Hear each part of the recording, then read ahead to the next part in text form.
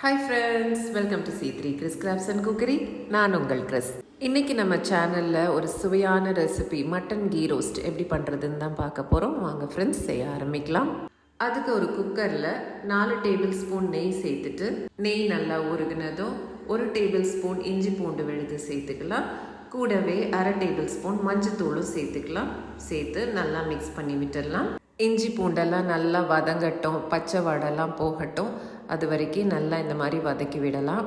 எப்பவுமே நம்ம கறி சேர்த்த பிறகு தான் இஞ்சி பூண்டு விழுது மஞ்சத்தூள்லாம் போடுவோம். ஆனால் இஞ்சி பூண்டு விழுதை நெய்யில் ரோஸ்ட் பண்ணி நம்ம போடும்போது அது வித்தியாசமான டேஸ்ட்டு. ஸோ இதே மாதிரி ட்ரை பண்ணுங்கள். அதுக்கப்புறம் கறியை சேர்த்து கறிக்கு தேவையான உப்பு போட்டு நல்லா மிக்ஸ் பண்ணி விட்டுட்டு குக்கரை வெயிட் போடாமல் ஜஸ்ட் மூடி விடுங்க. அப்போ தண்ணி விடும். எவ்வளோ தண்ணி அது விடுதுன்னு பார்த்துட்டு அதுக்கப்புறம் நம்ம தண்ணி ஆட் பண்ணால் போதும். ஏன்னா நம்ம இன்றைக்கி மட்டன் ரோஸ்ட் பண்ணுறோம். ரோஸ்ட் பண்ணும்போது தண்ணி இருக்கக்கூடாது. தண்ணி சேர்க்குற அளவில் நம்ம கவனமாக இருக்கணும். நான் ஏற்கனவே சொன்ன மாதிரி குக்கருக்கு வெயிட் போடாமல் ஜஸ்ட் மூடி மட்டும் போட்டுட்டு ஒரு 2-3 நிமிஷம் விட்டோன்னா தண்ணி எல்லாம் வெளியே வந்துடும். இந்த மாதிரி இப்போ எவ்வளோ தண்ணி விட்டுருக்கோன்ட்டு நமக்கு தெரியுது. இதுக்கேற்ற மாதிரி நம்ம தண்ணி சேர்த்து குக்கரை மூடிட்டு வெயிட் வச்சு ஒரு 5 நிமிஷம் விட்டோன்னா நம்மளோட கறி நல்லா வெந்துடும். கறி வேகிற நேரத்தில் ஒரு சில பொருட்களை நம்ம ட்ரை ரோஸ்ட் பண்ணி அரைக்க போகிறோம். அதுக்கு தேவையான பொருட்கள்லாம் இப்போ நான் எடுத்து வச்சுருக்கேன். ஒரு பேனில் 1 டேபிள் ஸ்பூன் மிளகு, 1 டேபிள் ஸ்பூன் சீரகம், 1/2 டேபிள் ஸ்பூன் கசகசா, 1/2 டேபிள் ஸ்பூன் சோம்பு, 1 டேபிள் ஸ்பூன் கொத்தமல்லி விதைகள், 2 வரமிளகா, 1 துண்டு பட்டை, 1 ஏலக்காய், 1 ஸ்டார் அனீஸ், 2-3 கிராம்பு இதெல்லாம் சேர்த்து நல்லா செவக்க வறுத்தெடுக்கணும். பக்கத்துலேயே இருந்து கிண்டி விட்டுட்டே இருங்க, தீஞ்சிடக்கூடாது. தீஞ்சிச்சுன்னா டேஸ்ட் மாறிடும். இப்போ பாருங்கள், செவக்க ஆரம்பிச்சிச்சு, கலர் சேஞ்ச் தெரியுது. இந்த டைமில் அடுப்பை ஆஃப் பண்ணிவிட்டு ஆற வச்சு மிக்சியில் சேர்த்துக்கலாம். மிக்சியில் அரைக்கும் போது 1 துண்டு இஞ்சி, 2 பல் பூண்டு, இந்த மசாலாவுக்கு தேவையான அளவு உப்பு, 1 டேபிள் ஸ்பூன் லெமன் ஜூஸு, தேவையான அளவு தண்ணி ஊற்றி அரைச்சோன்னா இந்த மாதிரி ஒரு பேஸ்ட் கிடைக்கும். இந்த மாதிரி ஒரு பேஸ்ட் ஃபார்முக்கு அரைச்சி எடுத்துக்கணும். அதுக்குள்ளே நம்ம வேக வச்ச கறி ரெடியாக இருக்கும். குக்கரில் ப்ரெஷர் எல்லாம் போயிருக்கும். நம்ம ஓப்பன் பண்ணி பார்த்தோன்னா இந்த மாதிரி இருக்கணும். பாருங்கள், தண்ணியே இல்லை, எண்ணெய்லாம் பிரிஞ்சு வந்திருக்கு.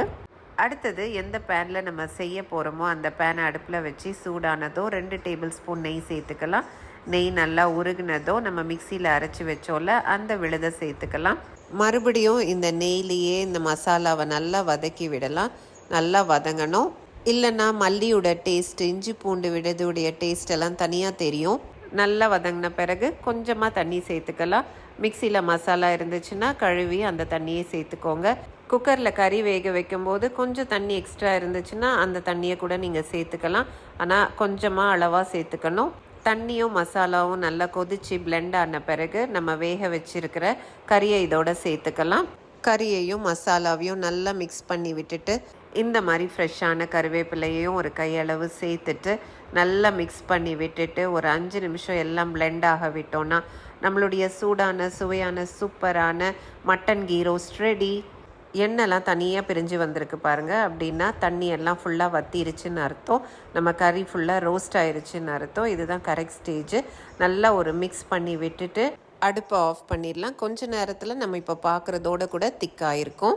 அவ்வளோதான், நம்மளுடைய yummy mutton ghee roast ready. கண்டிப்பாக ட்ரை பண்ணி பாருங்கள். ட்ரை பண்ணி பார்த்துட்டு உங்கள் கமெண்ட்ஸை கமெண்ட் பாக்ஸில் ஷேர் பண்ண மறந்துடாதீங்க. ஓகே ஃப்ரெண்ட்ஸ், உங்களுக்கு இந்த வீடியோ பிடிச்சிருந்துச்சுன்னா வீடியோக்கு ஒரு லைக் கொடுத்துருங்க. இது போன்ற நிறைய வீடியோஸ் பார்க்க நம்ம சேனலுக்கு சப்ஸ்கிரைப் பண்ணிக்கோங்க. மீண்டும் இது போன்ற இன்ட்ரெஸ்டிங்கான வீடியோஸுடன் உங்களை நான் விரைவில் சந்திக்கிறேன். அதுவரை உங்களிடமிருந்து விடைபெறுவது உங்கள் Chris. Until then, take care. Tata. Thanks for watching.